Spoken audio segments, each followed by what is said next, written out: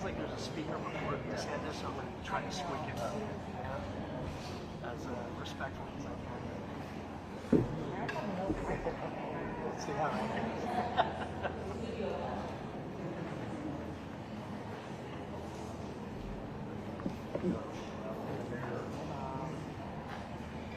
Are you going to be there during the press conference? Not during the same. No, I'm going to sit down. I'm going to try to restrain the whole thing. Am I in? I'm not in the shot. When you come to what I'll do is sit down. So I'm going to try to get up at the top of 10.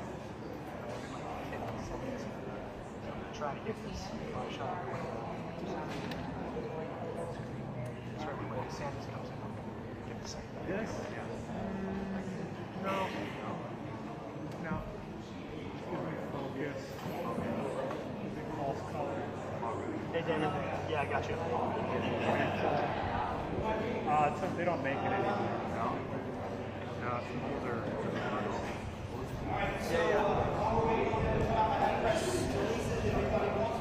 Yeah, it sounds like there's a speaker before DeSantis, so I could probably just speak it out.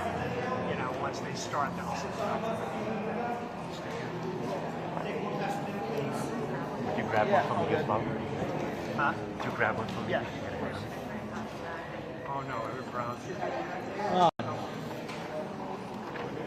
Anybody else need one? Anyone? I thought they'd let you out of the house. What? I thought they didn't let you out of the house. Well, I said this is 10 minutes from the house. Because I really had no choice.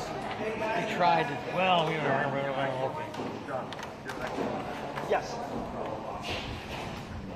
Anybody else? I got one more. Actually, I got one more. Last call.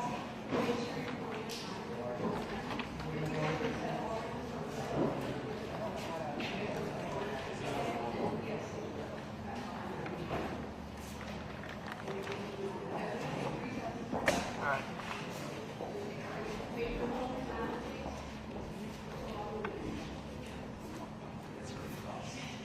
Pull out, zoom out.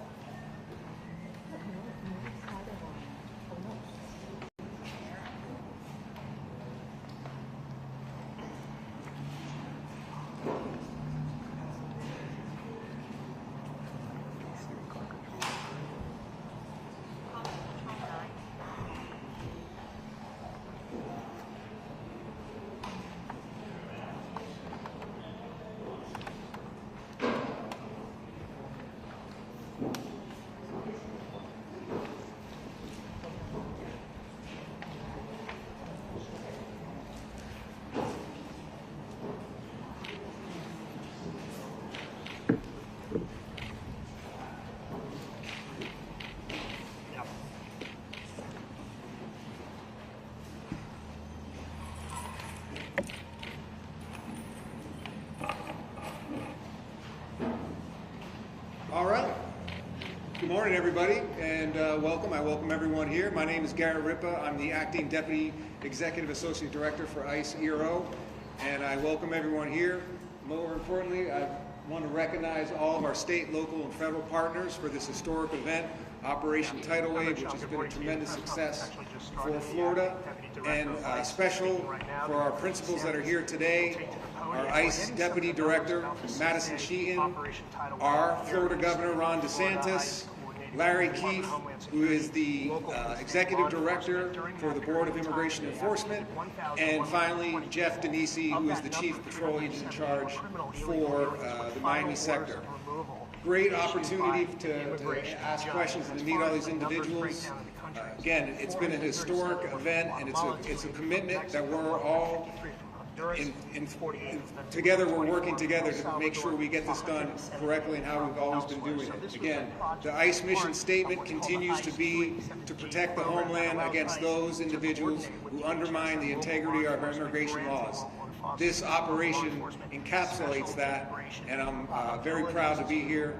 And I will now introduce our ICE Deputy Director, Madison Sheahan. As an exceptional example that coordination between federal. Good morning, everyone. I'm Madison Sheahan, the ICE Deputy Director. It's really an honor to be able to be here today with all of you to highlight the success of this historic operation, Operation Tidal Wave, which was created in partnership with the state of Florida and ICE. Since January 20th, President Trump has made a commitment to the American people to prioritize public safety as well as national security. And everything we do at ICE is to prioritize those things. And this operation really is a historic marker of success that was made possible because of the partnership with the state of Florida, allowing us to activate our 287G officers and activating over 250 local and state law enforcement as well as National Guard to assist our federal partners. And I want to thank Governor DeSantis for his commitment to be able to put this operation on for the last week. And together we are able to conduct over 1,100 arrests and remove several violent gang members from the communities here in Florida. Operation Tidal Wave is truly a first of its kind operation, utilizing 287G resources, integrating with the state and local law enforcement to assist in the day-to-day ICE mission.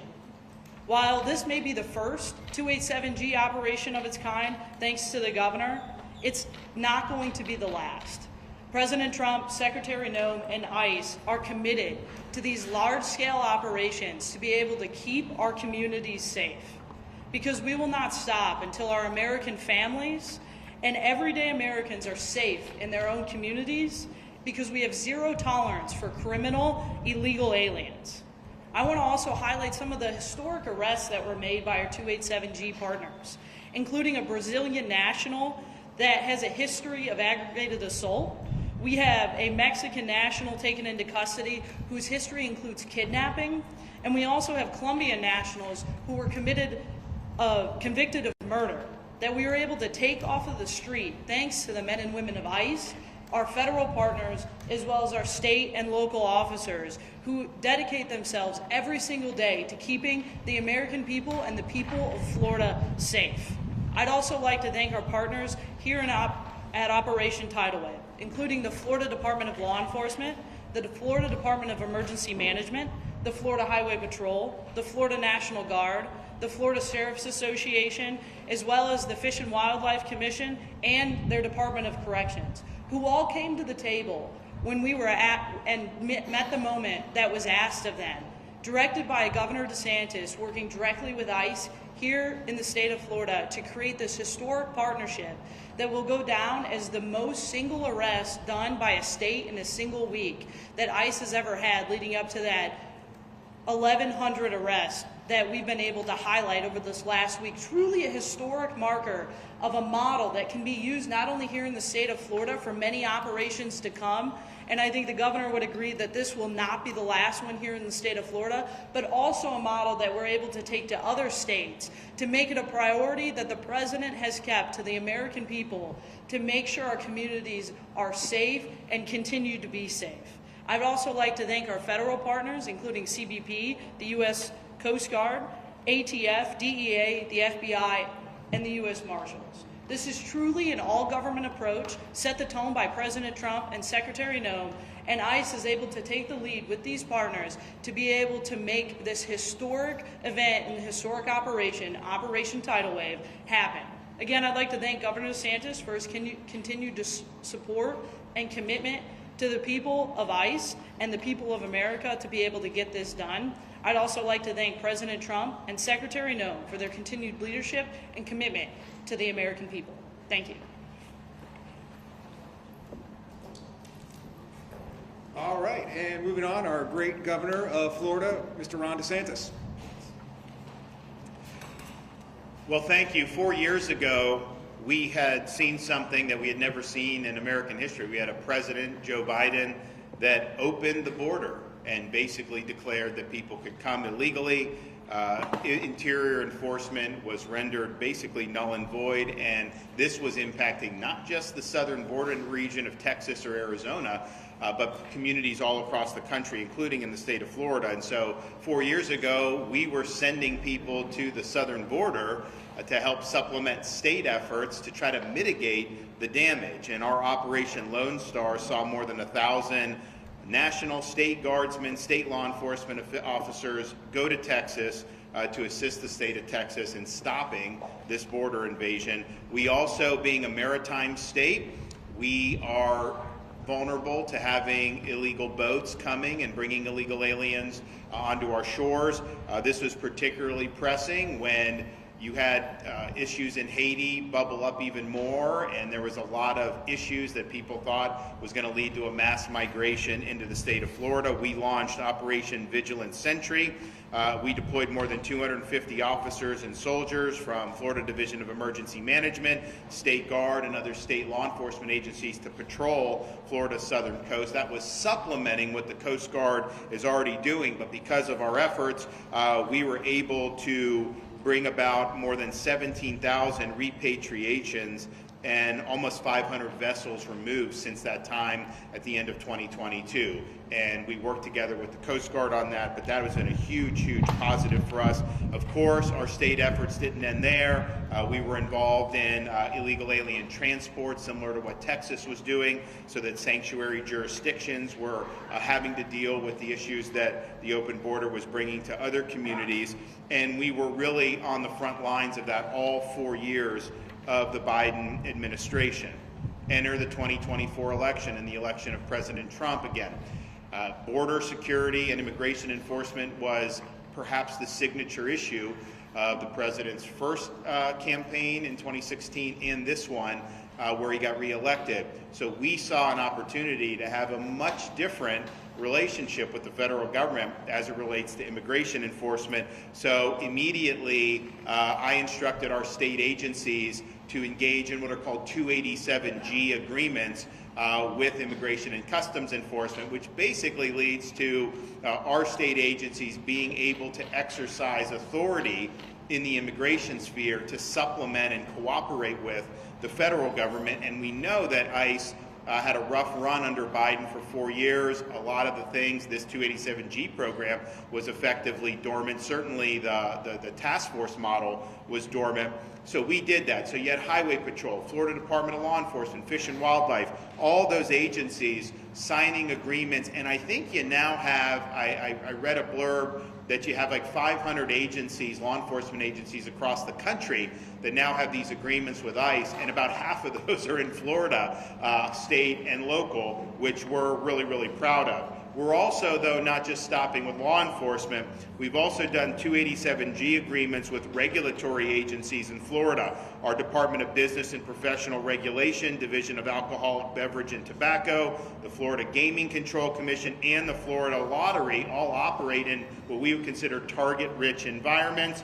During their routine inspection and investigative duties, special agents are oftentimes in contact with people who may be in our country illegally. So we think deputizing those officers in regulatory spaces is going to be another source to lead to these immigration enforcement efforts. Now, when President Trump was preparing to take office, I called a special session of the Florida legislature because I knew that we needed policy in Florida that would require all state and local agencies, law enforcement, to participate in these efforts. We're not a sanctuary state. We ban sanctuary cities, but that just means you can sit on your hands. Yeah, you can't sabotage the efforts, but you were under no obligation to be on the team.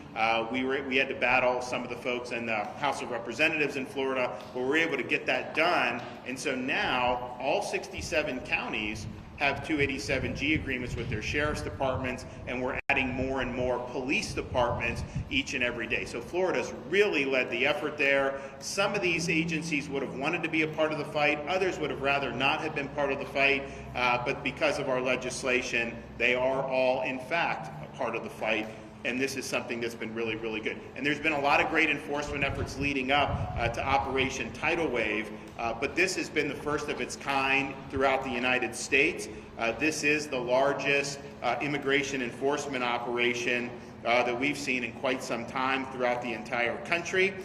Florida state agencies assisted federal authorities to arrest over 1,100 illegal aliens across the state. That is a really significant impact.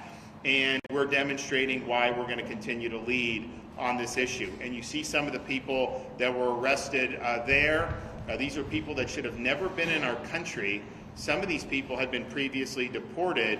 Some of these people had been alerted on the Biden administration, but this is something they didn't want to have to do with it.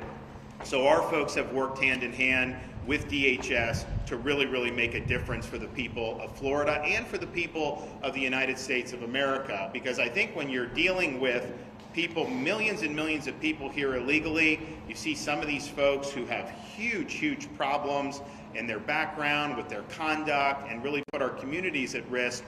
It's important that the law is enforced. It's important that those people are taken care of. But what it also does is sends the message going forward, the United States of America is serious about enforcing its immigration laws. So whereas under the previous president, you could pay coyotes and come to the border knowing that you'd be home free once you got there, there's a new sheriff in town. That is not going to be permitted. And I think that's one of the reasons why you've had the largest drop in border crossings in American history during President Trump's first 100 days. And so this has been night and day in terms of our state efforts, working with the Trump administration. I think it's going very well. That was not necessarily the case under the previous administration. What I'd also say is this: we have the best emergency response team in the country. Our state agencies are very versatile. We have both a National Guard and a State Guard who are used to responding to different types of contingencies. We're ready, willing, and able to take it to the next level. We have submitted plans to DHS to say, if this is approved, we will go off to the races, and we will be able to do really from soup to nuts, from apprehension to detention, even putting some of our people in the National Guard in line to serve as immigration judges to process this. We can do it. And I'd also say, you hear a lot about due process. We have tens of thousands of illegal aliens in Florida at a minimum that have already been issued final orders of removal, and there's hundreds of thousands of them throughout the United States of America. So they've had a lot of process. They've been ordered to be removed. They have not complied with those removal orders, and that's a very high priority for our state efforts to continue to identify those individuals and make sure that they're returned to their country of origin. So I want to thank the federal agencies that have really led the way. It's been a welcome change here in the state of Florida, and also thank all of our state and local partners who worked really hard for this operation, but have been doing this now for many months, and we're proud to have been the first state out of the gate. But we view this as just the beginning. We think that the best is still yet to come. So thanks for everyone that's been involved. Thank you, Governor DeSantis. Thank you for his support and his vision. I'd now like to introduce Larry Keefe, who is the Executive Director for the State Board of Immigration Enforcement. Good morning. The first thing I want to do is follow Governor DeSantis with thanks to our federal partners. Thanks to our federal partners for placing their trust in us. Thanks to our federal partners for reposing their confidence in us to be one of what is the first of its kind partnership in the mass deportation immigration enforcement setting. We are very grateful for that. 100 days ago, the President of the United States, upon his inauguration, declared a national emergency. He ordered, and when I say you all, I mean my federal partners here in this room, he ordered you all to secure our borders, and he ordered you all to deport over 15 million illegal aliens who had invaded our country and infiltrated our communities. And I say this vicariously proudly for you all. I used to be with the Department of Justice, so I have some federal DNA that still runs through me. I am so proud that you all, our federal partners, in about 7 weeks, effectively, functionally secured our national borders and restored our national sovereignty. Yesterday, I saw President Trump presiding over a cabinet meeting where Secretary Noem took it out several decimal points that as of yesterday at least, the border is 99.99, and maybe she went on for some more, but effectively secure. So job well done, and it's an honor to be your partner. But, and by the way, I should mention, I spent some time on the Texas border, and over 60% of the folks the illegal aliens that invaded this country were headed to Florida. So a special thank you from Florida to President Trump and Secretary Noem for that great accomplishment of securing our border.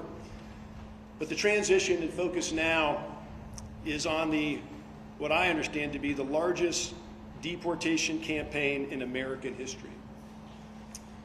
Millions and millions of people embedded, illegal aliens embedded in the heart of our country, and that is a huge task and a huge undertaking for any organization. But a lot of people don't know, given the size and the power and the authority of the federal government, that when it comes to law enforcement, federal law enforcement is really only about 15% of all the law enforcement in this country. 85% of the everyday regular law enforcement in this country is at the state and local level.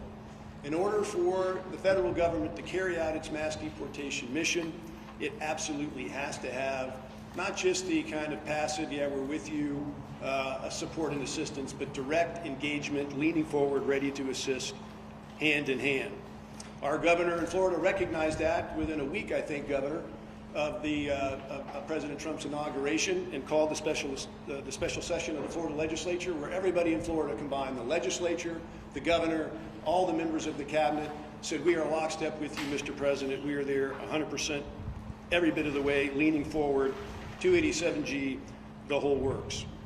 So to leave my thanks for my federal partners at the moment right now, thank you for reposing your trust and confidence in us. And Florida looks forward to being the bellwether, the blueprint, the prototype of how state and locals work with their federal partners to make things happen and get things done in all settings, but in this instance, the mass deportation setting.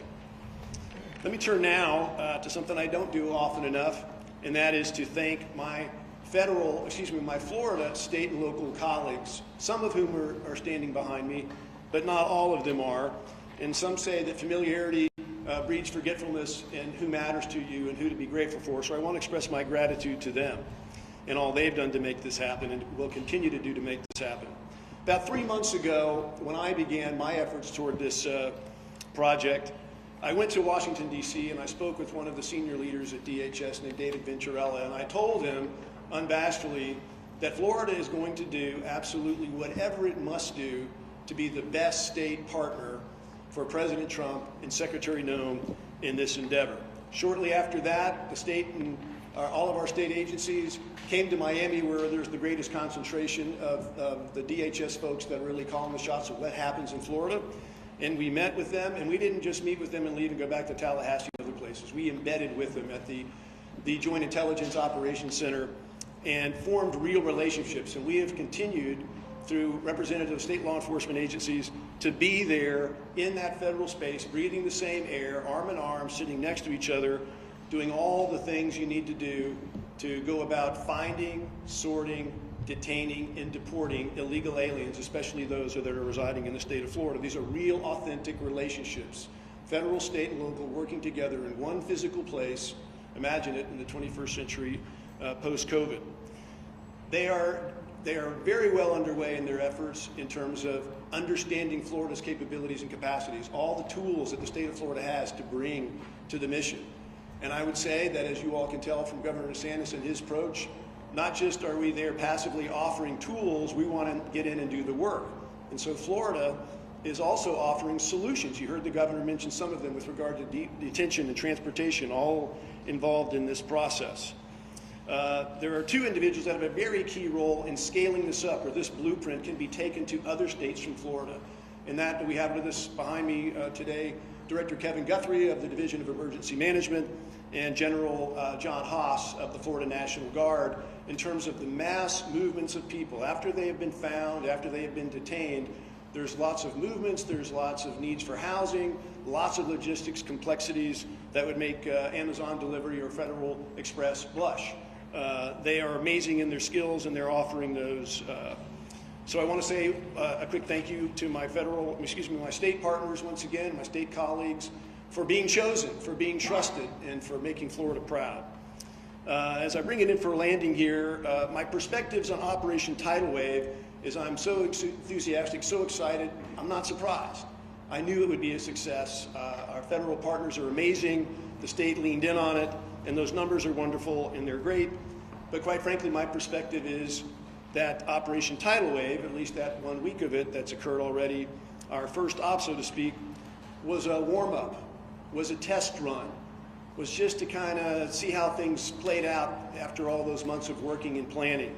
I see it as just that. It is not going to be just a succession of surges and operations and press conferences. This is going to be a sustained, persistent effort. And these relationships that I've gone on and on about today prove themselves in the heat of battle, and I'm so glad for that. But it's just a warm-up. The greatest obstacle that I perceive in this whole space right now is lawfare. It is the weaponization of the judiciary, and it is things other than the mission itself, things unrelated to finding, sorting, detaining, and deporting. That is the greatest obstacle to slow down momentum for those who want to obstruct this process, and it is essential that there be strong leadership. It takes a unique type of leader in this type of environment, a leader that is bold, a leader that is decisive, a leader that is resolute, and a leader that is, and leaders plural, who are undaunted in the face of this weaponized judiciary and lawfare. And we absolutely have that. The stars have aligned. It's a perfect storm of goodness with President Trump, Secretary Noem, and Governor DeSantis. They are the right leaders at the right place at the right time. Lastly, my perspectives on the partnership going forward. Once again, what has happened here this past week that we're here talking about today is a warm-up. What matters now is how we put together our plan or finalize our plan for execution on what is going to be constant, persistent pressure and effort in this process. And a key to that is going to be measuring success. A lot of people fear accountability. They don't like it. They don't like to measure things. But this is quintessentially a numbers mission. If you're engaged in mass deportation and you're focused on success in mass deportation in Florida, then you got to know how many apprehensions are you having? How many people have you detained? How many people have you deported? So it is key for the citizens of the state and the citizens of the country to hold their leaders accountable, to find out what is your sheriff doing? What is your police chief doing? What are those law enforcement agencies or local officials doing that they can do to assist in this emergency mission? That's all I have. Thank you very much, and once again, thanks to our federal hosting partners. Thank you, Mr. Keefe. And now I'd like to introduce the Chief Patrol Agent for the Miami sector, Chief Jeff Denisi. Good morning.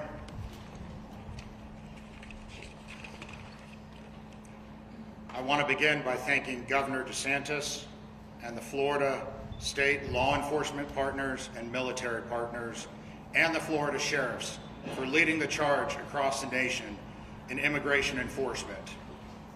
It's because of your unwavering partnership, the first iteration of Operation Tidal Wave was a resounding success. In the simplest of terms, border security is national security. The maritime border environment surrounding the state of Florida is being exploited every day by foreign terrorist organizations, such as Tren de Agua and MS-13. These criminal organizations are attempting to smuggle people and narcotics, which pose a significant danger to our nation. To combat this threat, the law enforcement agencies of the Department of Homeland Security within the state of Florida employ a defense in depth posture. The first layer of enforcement is the seamless coordination between the United States Coast Guard and CBP Air and Marine operations. Their tireless efforts in the maritime detection and interdiction set the foundation for our success. Our DHS maritime partners are strengthened by the expertise and commitment of the Florida Fish and Wildlife Conservation Commission and the Florida sheriffs and the coastal communities. The vital intelligence and operational space generated by the maritime interdiction partners allows the U.S. Border Patrol and the CBP Office of Field Operations to focus their efforts on the ingress and egress smuggling routes. These routes are utilized by those attempting to circumvent the Homeland Security laws. It is in this environment that the Florida Highway Patrol, National Guard, and Fish and Wildlife Conservation Commission and our local sheriffs are invaluable partners. They work shoulder to shoulder with our agents and officers to ensure the integrity of our shores, our marinas, our ports, and our roadways. This unified front sends a very clear message. Florida's coast will not be a haven for foreign terrorist organizations. The final layer of DHS enforcement belongs to our ICE partners, with ERO removal operations and Homeland Security investigations. They're responsible for disrupting and dismantling foreign terrorist organizations by targeting criminal individuals. During this operation, ICE, in collaboration with FDLE, FBI, DEA, ATF, and the CBP Special Response Team, focused their efforts on the apprehension of illegal aliens with final orders. It gives me great pride and pleasure to highlight some of the criminal aliens on the display boards you see here that our agents and officers work together to remove from our Florida communities. While on patrol in Jupiter, Florida, Border Patrol agents and Highway Patrol troopers arrested Alejandro Flores. He's an illegal alien from Mexico. Flores is an aggravated felon with criminal convictions for alien smuggling.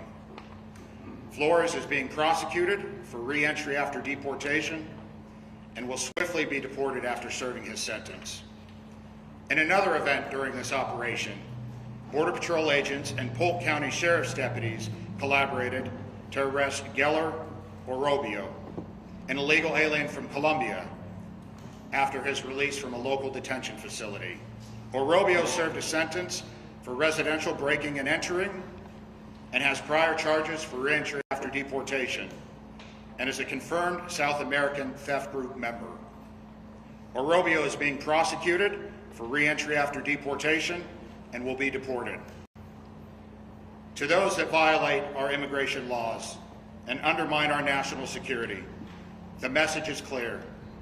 We will locate you, prosecute you, and deport you.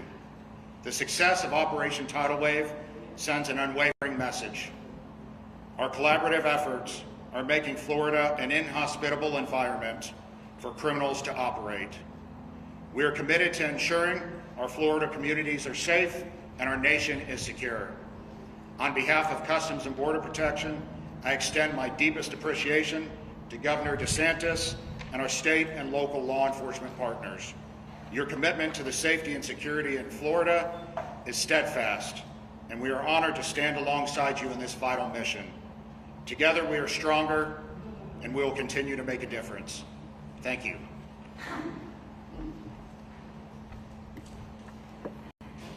Thank you, Chief Denisi. That will conclude the presentation portion. We will open it up for a few questions that are germane to the Operation Tidal Wave. Ma'am. I'm sorry, sir. Can you spell the two names that you just say? Because there's Jumping off for a point of clarification. Right. Sure. And also, we don't have any names on those displays, and the names that he mentioned there are different than the names in the news release. So maybe just Okay, we can definitely get you updates. I don't think that's a problem. The first name is Geller Orobio, O-R-O-B-I-O. And he's the Colombian individual you see over here. Geller. That's G-E-I-L-E-R.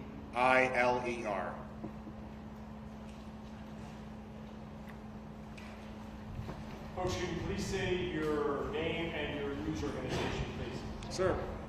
Two questions for the governor.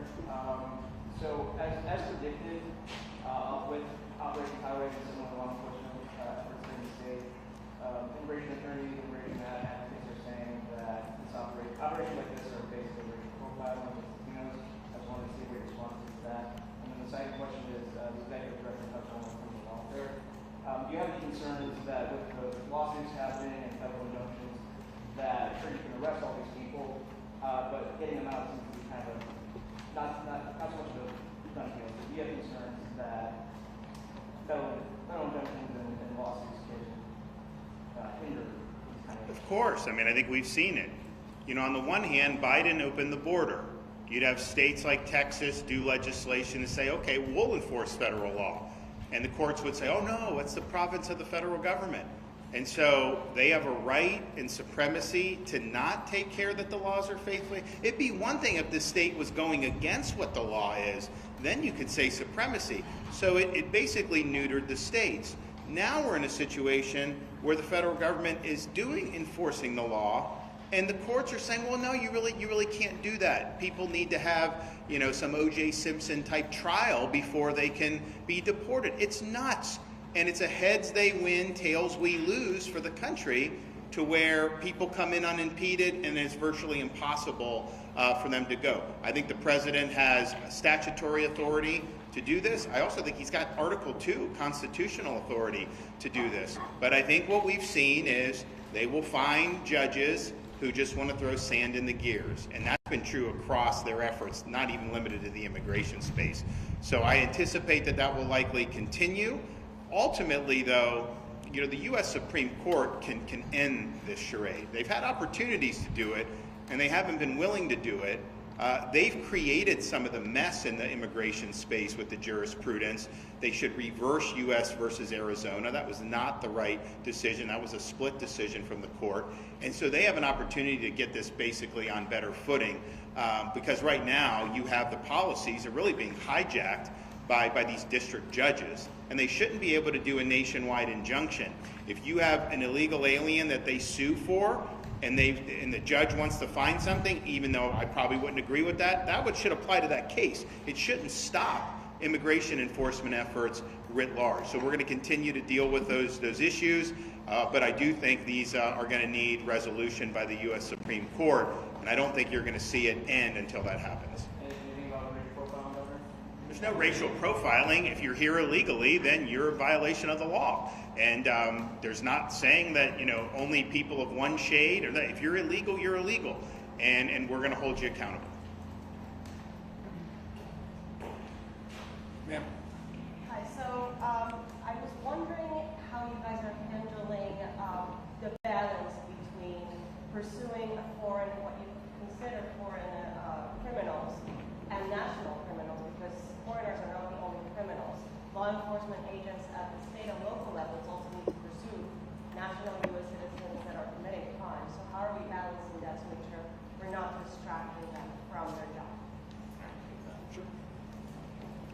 Well, our state and local, they are doing their jobs as they always do. Their role in this is to supplement the efforts that the feds are doing. The reality is they come into contact with illegal aliens more than the feds do, just in a matter of course. And so to have this cooperation, I mean, our highway patrol, you have people driving on the highways here illegally. We don't issue driver's license. We don't recognize driver's license. We don't recognize any ID for people here illegally in Florida, but nevertheless they're driving. Well, our highway patrol can then work with ICE and get this process moving.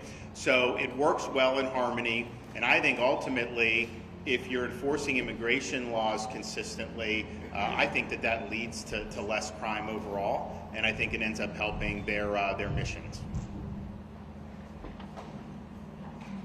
Sir.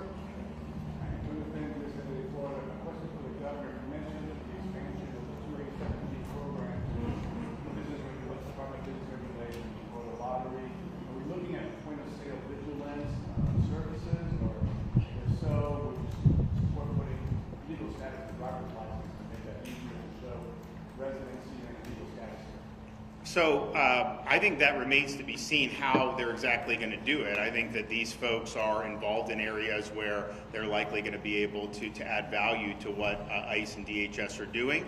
So I think just stay tuned and see how that unfolds. I'm Ashlyn Webb with WTTG-TV Sheahan in Orlando. This is a question for Deputy Director Madison Sheahan. I was wondering, we've heard about the importance of knowing the numbers of apprehensions from ICE. We heard that from Mr. Chief just now, and we know from this operation. But ICE's website shows spotty data with monthly and quarterly apprehensions. Why is that? Why isn't it being updated since the Trump administration? And also, are you guys meeting that quota that the Trump administration put out of 1,200 to 1,500 a day? Look, we work with the White House every day. We update them on the numbers every single day, and we're working closely with the president, his team directly at the White House, as well as Maine DHS team with Secretary No every single day. We saw the numbers we put out for the first 100 days, roughly 65,000 arrests in the first 100 days, which is truly a historic number. And I think, and the governor has mentioned this too, I think the biggest difference is the way we're counting every arrest. These are legitimate arrests. These are criminal aliens. We have zero tolerance for criminal aliens to be in this country, and we're making sure that we're counting every arrest as accurate as possible, and we're not doing catch and release that you saw from the Biden administration, which shows a lot of skewed numbers of what you saw out of the previous administration. The president has zero tolerance for us to do anything wrong with the numbers. We are very clear in the stance of what we're counting as arrests, and we stand by our numbers. Why isn't it being updated monthly, though, as it typically was before? Look, we update the numbers as often as possible. The data comes into us every day. We're moving as quickly as possible to make sure President Trump, Secretary No have made it a priority to be more transparent than the previous administrations, and we are working to do that every day. You mentioned 63% were criminal aliens. What happened to the rest? I mean, did they also have deportation orders? Yes, everybody that is in this country illegally is a criminal, and so we are processing them through the immigration courts, the due process, to make sure that we get them through the courts, through the DOJ process, and then from there they will be deported, turning the outcome of those cases. You made mention of certainly the focus is on criminal immigrants, but we've certainly seen some stories where mothers who have either overstayed visas or have shown up for a regular appointment and they have a deportation order and with no criminal history, so that person along with their child is deported. And we've seen a bunch of instances of those, many reference as collateral. Can you speak to that, man? Mothers with no criminal history with infant child or babies are being deported, and is that how the process is supposed to work? Look, I stand by what we've said since day one, since January 20th. If you are in this country illegally, you are a criminal. We have zero tolerance for criminal aliens in this country.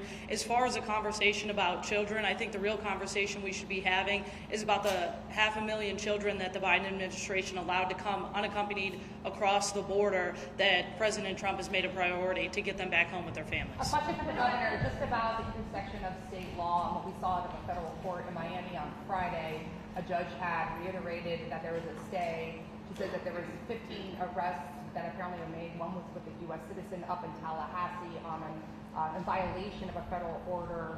We hear you kind of take a jab at the due process and the judicial, but due process... It's not taking a jab. It's just, you can't have effective immigration enforcement if you have elaborate procedures that you have to go through. It is not punishment to be removed from this country. If you're going to be punished, then you get the full panoply of due process. But these are not punishments that are being rendered. It is just the consequence of being here illegally. Now, in terms of this judge, we are not at all surprised. We knew that they would go in and do that. The legislature structured that state law in a way that was different from Texas and some of the others that have run into problems. So we actually feel confident that we'll ultimately be vindicated on that. It should be a crime to enter the state of Florida illegally. We have police power to be able to do that. That does not undercut or interfere with federal efforts. In fact, if anything, that buttresses federal efforts. Governor, what's the way to detain these people with the already existing capacity challenges in ICE detention centers as well? So on detention, if from DHS, we can expand detention space very quickly in Florida. I mean, just think about it. I mean, you guys who are Florida-based, when we have hurricanes, we end up setting up locations for tens of thousands of linemen, right? Do that very, very quickly. So we have the capacity to set it up quickly, but we're not going to do that without the approval of the Department of Homeland Security. And I know they're working on exactly what they want to do after tidal wave. This is what they had focused on. So Kevin Guthrie, Division of Emergency Management, they can absolutely do that. And that could be potentially a short-term support for the lack of space that the feds may have. So we stand ready, willing, and able to help in that space. We stand ready, willing, and able to help in the immigration judge space. Remember, I think I mean, not everyone may know because the way it's presented. These are not Article III judges. They are executive branch employees, basically. We can absolutely deputize judge advocates from our National Guard units to serve as immigration judges. We can do other to do that. So we'll help on that piece as well, and we can even help on the transport piece, whether it's transporting. I know that they were talking about Gitmo. I don't know that they've used that, but we can help with that as well. So we can really be a force multiplier in Florida, and a lot of it is just because, well, one, we're committed to the mission. We think it's important. We know that there's tens of thousands of illegal aliens under deportation orders in this state alone. I've heard as much as 80,000. Maybe in the state of Florida who've already been ordered to be deported, but certainly it's tens of thousands. But we also have great muscle memory on how to handle quick emergency responses. So these things can happen very quickly. Our guys are very nimble. I mean, you've seen hurricane responses, but you've also seen us rescue people from Israel. You've seen us evacuate and rescue people from Haiti. This is just what we do, and we stand ready and willing and able to help.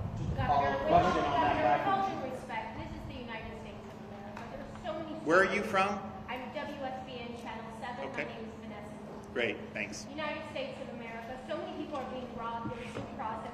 This is wonderful, this dog and pony show, but there's American citizens who are being deported. They show their birth certificates, they show their passports, they show their IDs, and a lot of the work being done is a little sloppy. Well, first of all, I'll let ICE handle that accusation that you're making, that they're deporting American citizens who are showing birth certificates and all that. I don't believe that that's true, but I'll let them respond to that. But you seem to have no sympathy. You seem to have no sympathy for people that have been victimized by illegal aliens. What about people? You have someone driving drunk and kills American citizen. What about people that have been deported previously and let in under Biden, who then commit sexual offenses or commit homicides? And then we have more victims as a result of the federal government's previous inattention and unwillingness to enforce the law. So there are a lot of people that have been harmed by illegal immigration. There have been people that have been harmed by Tren de Aragua gang members who should not be in this country in the first place. So let's just be clear. Who are you fighting for? We're fighting for the citizens of Florida. We want them to be able to live in a society that upholds the rule of law. We want them to be able to live in a state that is safe. And we have to take action on it. I'll let them address your accusation.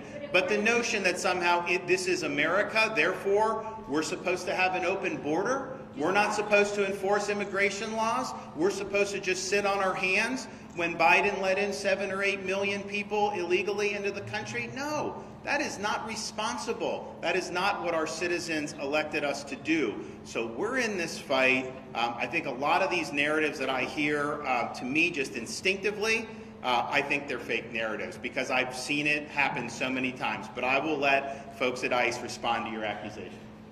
But according to court... Well, the first thing I'll say is that I think the governor's words really stand on their own. The men and women of ICE are working every single day to protect the communities, working with state and local officials to do our very best to protect the communities after the Biden administration opened our borders, allowed people to come into this country that should have never came into this country in the first place, jeopardizing our families and our communities and putting them in harm's way on a daily basis. The men and women of ICE are going into those communities to protect the men and women in these communities, to be able to do the mission that we've been set on every single day that the president has given us. According to court documents, however, of the 349,000 new court cases in 2025 alone, only 1% are new cases based on alleged criminal activity. So a lot of these people don't have criminal past or background. So who's being arrested and where is this information on ICE's website? It's on court documents, but we can't get this information, and ICE, but frankly, isn't being very transparent. Look, I'll stand by the fact that if you're in this country illegally, you are a criminal. You will be deported. You will have the opportunity to be able to come back into this country through the correct immigration processes. We're working through those every single day, but our #1 goal is to keep the American people safe from the criminals that are walking in this country that should have never been let through in the first place. Governor, just a follow-up on the guy from Jupiter, because we've been covering that case as well. I think a lot of the criticisms of this racial profiling is the idea that maybe some of these work trucks are getting pulled over. We know this man, he was a passenger in the car and he was pulled over for a tinted windshield. Can you give some more descriptions of the car and that criticism that work trucks are the ones being part of this? So let me tell you how we operate on the highways. Not only working with Florida Highway Patrol, they're pulling people over every day for traffic violations, but when you see a Border Patrol agent, a marked green and white out there on the highway, this is how they operate. They're cruising along the highway and they're looking for reactions. Reactions from the driver, first of all. The driver looks over and then looks away and won't look at them again. You know, there's different, they vary their speed, they move away from that marked unit. We run the license plate. The license plate comes back to an illegal alien. We have the name of the individual registered to the vehicle. We get their DOB from there, and we run it through our immigration systems. So we know when we pull that person over, the registered owner of that vehicle, which gives us reasonable suspicion to stop the vehicle, is an illegal alien. He may not be in that vehicle, but it gives us enough reasonable suspicion, which is what we need to stop a vehicle. There is no racial profiling going on. Governor, you said some agencies wanted to be part of this fight. Some agencies would rather not have been part of this fight.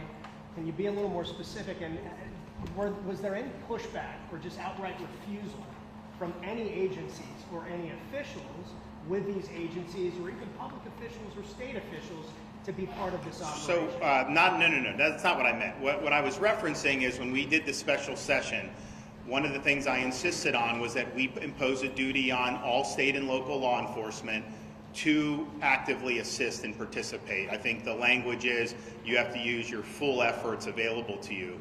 Now, obviously, some of our rural sheriffs, they may not have any personnel. Some of our more urban areas probably have a little bit more ability. They also provided funding, though, of course, to help these agencies. We didn't want to do an unfunded mandate.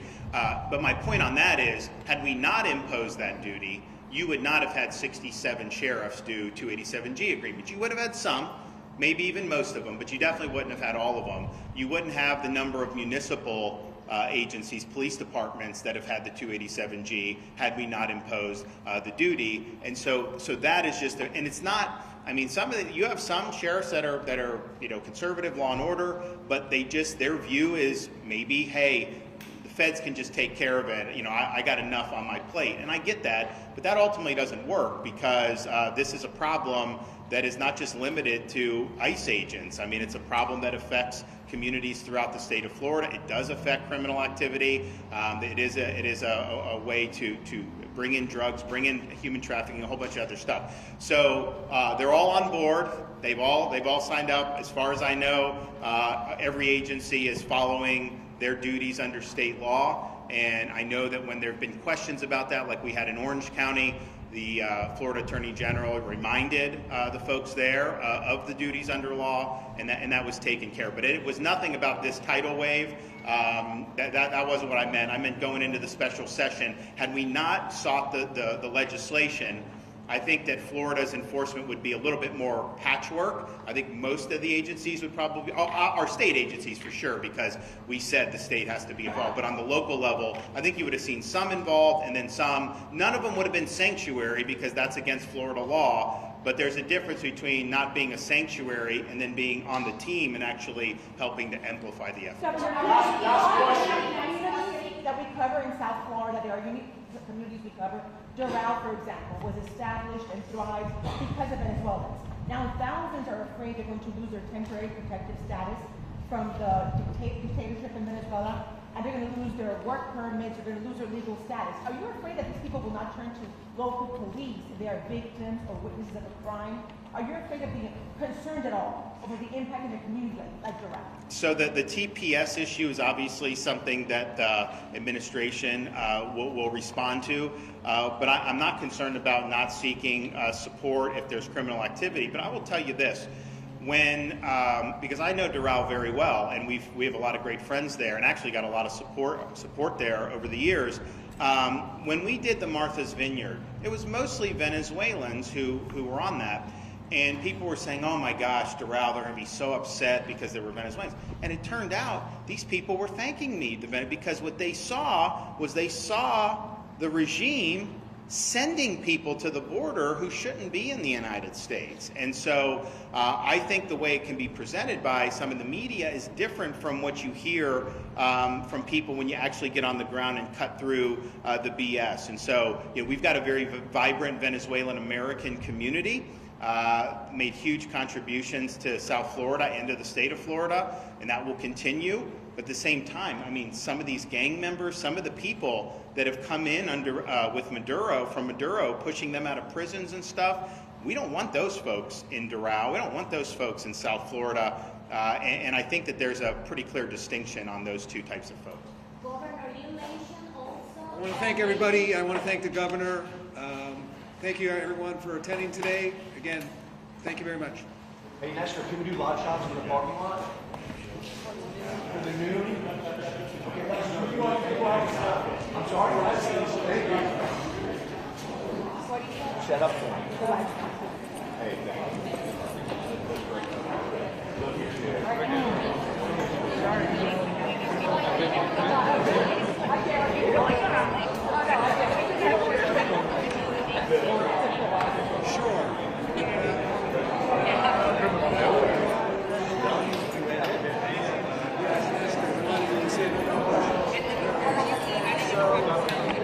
We got to get out of here. I guess we get our we have a 1 o'clock, and I'm not sure after that. I said we have a 1 p.m. Executive Associate Director. Now they're asking me to host 3 different shows on Saturday. So I have this exasperated expression. They just said, just look at the president. Not you, man.